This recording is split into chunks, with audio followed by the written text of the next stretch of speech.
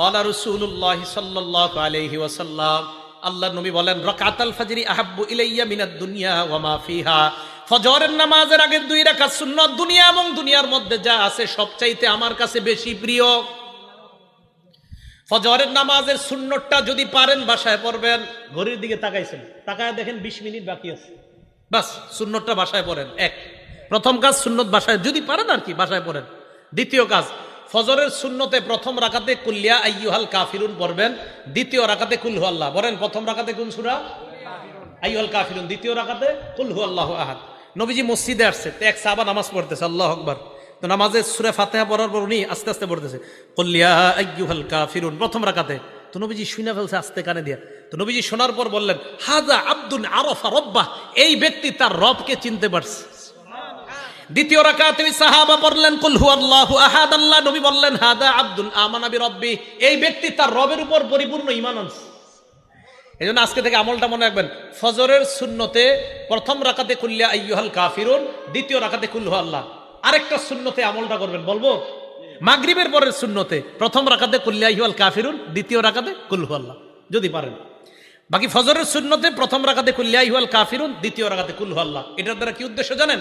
কুল্লিয়া আইয়ুহাল কাফিরুনের মাধ্যমে প্রথম রাকাতে আপনি বুঝাইতেছেন আমি যত শিরিক সব বর্জন করলাম, দ্বিতীয় রাকাতে কুল হু আল্লাহ পড়ার মাধ্যমে বলতেছেন আমি আল্লাহর একত্ববাদ স্বীকার করে আমার দিন শুরু করলাম। আরেকটা আমল যদি পারেন, যদি সম্ভব হয়, এটা ওলামারা পারবে, আপনারা যদি পারেন আর কি, কোরআন শরীফ মুখস্থ সাধারণদের মধ্যে মুখস্থ করার একটা আয়াত মুখস্থ করতে পারবেন না ইনশাআল্লাহ?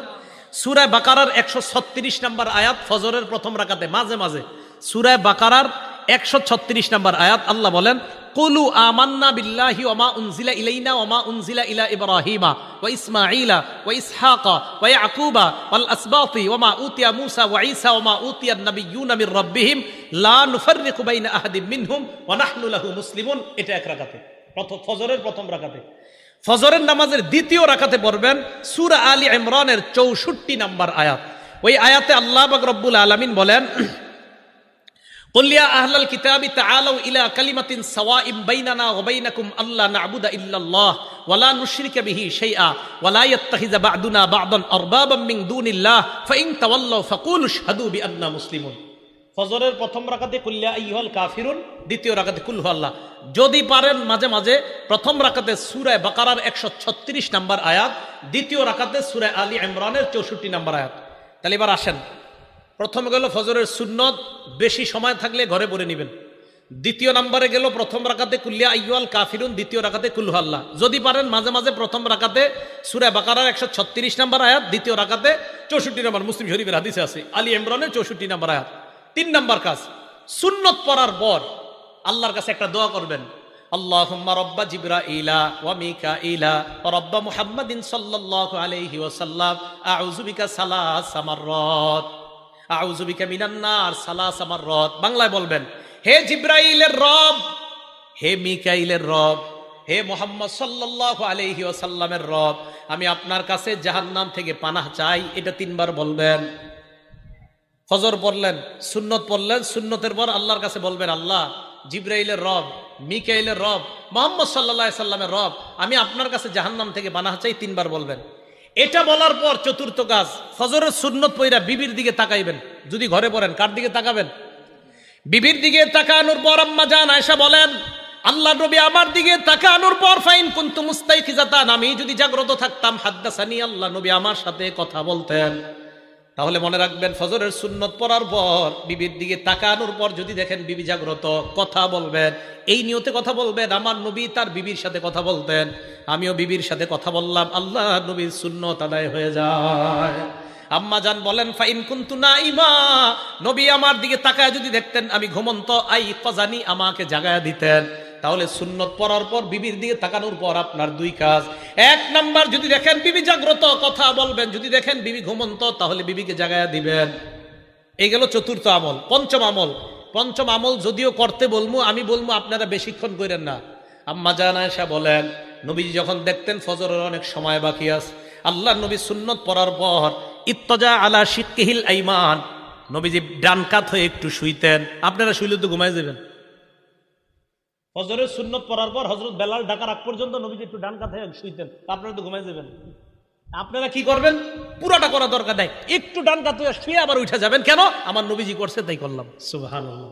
নবীজি করছেন তাই আমি একটু নবীর সুন্নত পালন করলাম। কি বলেন? ইনশাল্লাহ করা যায় না? যদি ঘরে করেন আর কি, আল্লাহ তৌফিক দান করেন। এটা যারা তাহাজ্জুদ পড়ে তারা কিন্তু এই আমলগুলা করে নিয়মিত। আল্লাহ আল্লাহ আমাদের সকলকে আমলগুলা করার তৌফিক দান। ভাই একদিন নবীর সুন্নত পালন করেন না, একটা দিন করেন, অন্তত কিয়ামতের মাঠে বলতে পারবেন তো একটা দিন করেন না যে আল্লাহ আমি ঘরে সুন্নত পড়ছিলাম, সুন্নতের পর বিবিরে জাগ্রত করেছিলাম, বিবির সাথে কথা বলেছিলাম, আল্লাহ এরপর আমি একটু ডানকাত হয়ে শুয়েছিলাম, এই আমলগুলো তোমার নবী করতো, আমিও করছি।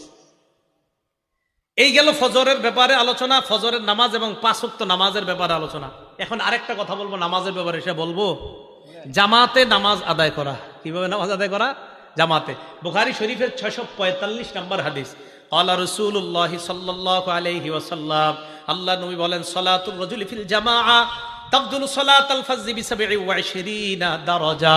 নবীজি বলেন জামাতের সাথে নামাজ আদায় করা, একাকী এক ব্যক্তি নামাজ আদায় করলো, আমি একা নামাজ পড়লাম, উনি জামাতের সাথে নামাজ আদায় করলো, আল্লাহ নবী বলেন যে ব্যক্তি জামাতে পড়লো তার আমল নামায় আল্লাহ 27 গুণ বেশি সওয়াব দিয়ে দেয়। কয় গুণ? 27 গুণ। রিয়াজুস সলিহিনের একটা হাদিস শুনে, একটা কিতাব আছে রিয়াজুস সলিহিন, ইমাম নববীর লেখা। এক অন্ধ সাহাবা নবীজির কাছে আসছে, আসার পর আল্লাহ নবীকে বললেন, হুজুর লাইসা লি কাইদুন ইয়াকুদুনি ইলাল মসজিদ। হুজুর এমন কেউ নাই, একটু আপনার হাতটা ধরি, হ্যাঁ এইভাবে হাতে ধরে মসজিদে নিবে এমন কেউ নাই। তো নবীজি বললেন, তো তুমি কি বলতে চাও? হুজুর আমি অন্ধ। তো অন্ধ হয়েছে তো কি হয়েছে? অন্ধ মানুষ তো হুজুর, আমি যে কারো হাত ধরে আসবো বা কেউ আমার ধরে আনলে এরকম নাই। তুমি কি বলতে চাও সেটা বলো। হুজুর আমি কি বাসায় নামাজ পড়লে হবে, ঘরে নামাজ পড়লে হবে? তখন নবীজি একটু চিন্তা করে বল, হ্যাঁ ঠিক আছে, ঘরে নামাজ পড়ো যাও। এতটুকু বুঝছেন সবাই? অন্ধ সাহাবা, মসজিদে আসার মতো কেউ নাই, নবীজি বললেন হ্যাঁ ঘরে নামাজ পড়ো। হাদিস কিন্তু শেষ হয় নাই, একটু শুই না, কেউ দৌড় দেন না, পুরাটা শোনেন। ফালাম্মা ওয়াল্লাহ, অন্ধ সাহাবা যখন বাড়ির দিকে রওনা করছে, দাহু, নবীজি ডাকছে, শোনো শোনো শোনো, হাল তাসমাউন নিদা, তুমি কি বাসায় যখন থাকো আজানের আওয়াজ শোনো? জি হুজুর আজান তো শুনি। নবীজি বললেন ফাজিব, তাহলে নামাজে আসো। তাহলে কোথায় আসো? এখানে আপনারা যে কয়জন অন্ধ আছেন, তাহলে কি বোঝা যায়? অন্ধ সাহাবাকে প্রথমে বললেন বাসায় নামাজ পড়ো, আজান শুনুনি? কয় জি হুজুর শুনি। মসজিদে আসো। এখন তো মাশাআল্লাহ মাইকের আওয়াজ মুখের চেয়ে আরো কম যায় না বেশি যায়? তো কি পরিমাণ নামাজে আসা উচিত। ভাই জামাত মিস করেন না, পুরুষরা জামাত মিস করেন না, জামাতে আইসেন। আল্লাহ আমি সহ আমাদের সকলকে জামাতের প্রতি গুরুত্ব দিয়ে যেন আমরা সালাতগুলো আদায় করতে পারি, আল্লাহ তৌফিক দান করেন।